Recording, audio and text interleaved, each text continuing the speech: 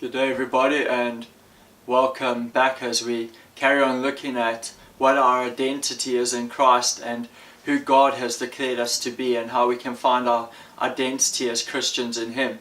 And we're busy looking at 1 Peter chapter 2 verse 9 at the moment, and it says, "But you are a chosen race, a royal priesthood, a holy nation, a people for God's own possession, so that you may proclaim the excellencies of Him who has called you out of darkness into His marvelous light."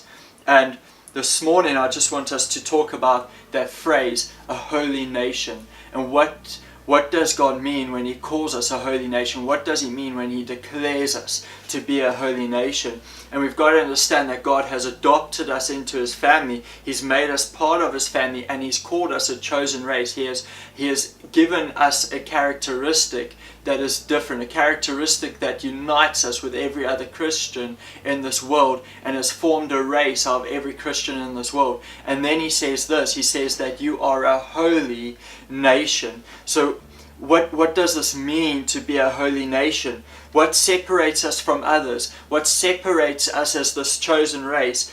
It's the fact that God has set us apart. It's that we exist for God and for Him alone.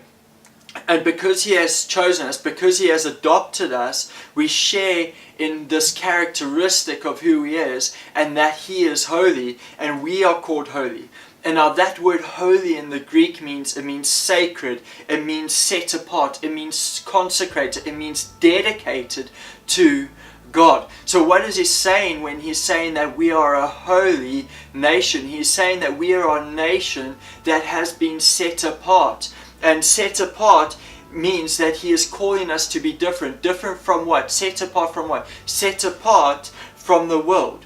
Being holy is living a life that is dedicated to God, consecrated to God, living a life that is completely for God. And how is this separate from the world? Well, it's quite easy to see, because if you look at the world and how people live in the world, and the focus of the world is people live for themselves. And we still see this in the church today, and we see this in the world, that people live for themselves. They want to live for their own success. They want to, each person's drive for their life is their success and their name and the greatness of their name. You ask someone, what is it you want in life? Well, I want to be successful. I want to have a great job. I want to be CEO of my company. I want to have a lot of money.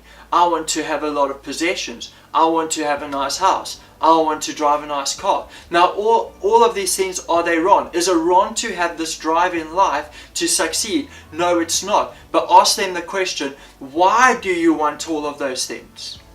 And then you start getting to the heart of why a person wants to succeed and have all these successes. And generally, it is so I can live a comfortable life for myself. Generally, it will be like, so other people can look at me and see my success. And it's all about self-gain and self-gratification. Now, how does this differ from the Christian approach? How does this differ in being a holy nation? How are we called to be different to having this mindset that the world will normally have? It's, you see, when you are holy, you are dedicated. Your dedication and your drive is not for self-gain or self-gratification, but when you are holy, your drive in life is God and His glory. It's not for you, it's for Him. It's not for your self-gratification, it's for His gratification. It's for His glory. And that's what God is calling us to be as Christians. And as Christians, we should also have this drive. We should also drive to be successful. We should also have this drive to take over the world. You see, I think if you had to go to every Roman emperor, every Caesar, every person that's tried to have world domination, you ask them why they want to do it, you'll find that's because they want to achieve something, and they want their name to be written in the history book as great men. And as Christians, we should also have this drive to take over the world, but it shouldn't be for our gratification and our name and for us to have a great name. But the reason why we should want to do it is for this world to hear the gospel of Jesus Christ, and that God's glory can be seen throughout this world. And that is what it means to be holy. It means to live a life set apart for God. Live a life that is dedicated completely to Him and for His glory in this world. And as followers of Jesus Christ, if we do not act in this way, if we do not live a life that is dedicated to God and for Him and for His glory and set up in a way that is set apart from this world, what we are having an identity crisis. Now, an identity crisis is when we portray two contradictory characteristics or identities. Now, a silly example of this would be if you had to see a young lady walking towards you and half of her dress, for instance, would be like she's done her hair all beautifully straightened, she's got makeup all on, like all glossy, and she's got a nice blouse on, but then you look at her jeans and she's got these rips in her jeans and she's got this chain hanging from her jeans and she's wearing like sneakers and she's got this rock look going to her, but the top end of her would be like this business approach to her identity and the way that she's dressed. What would you look at and you'd say, you've got an identity crisis. Why? Because she is portraying two different aspects that don't seem to go together.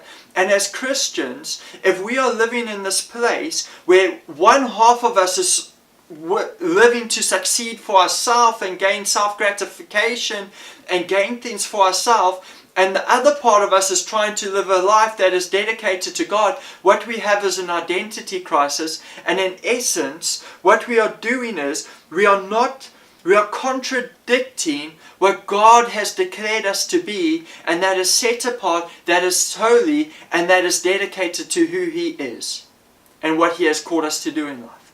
And He has called us to live holy.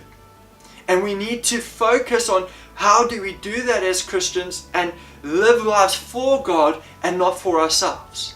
Because that is who He has declared us to be. He has declared us to be a holy nation. Why? Because He is holy and that is part of His character, and we need to be dedicated to Him in order to be part of this holy nation and to live, and for identity to be in God, we need to be dedicated to Him.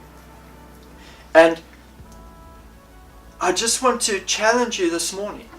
Are you living lives that are dedicated to God, or are you in the middle of an identity crisis where you're trying to live dedicated to God, but you're also living completely for yourself? And I think we need to grapple with this, and we need to understand this, and we need to challenge ourselves and ask ourselves that question and be truthful with ourselves in the answer of that, if we are going to live in the identity that God has called us to be, and that is to be holy, and that is to be a holy nation. And one of our biggest fears in life is we ask ourselves the question, when we die, how will people remember me? And my question is, how will people remember you? Will they remember you as a person that lived for yourself and for your own gratification? Or will they remember you as a person that was dedicated to God? Our identity lies in people that are dedicated to God, being a holy nation. Live holy because God has called you to be holy. Have a great day. Thanks for watching and join us tomorrow.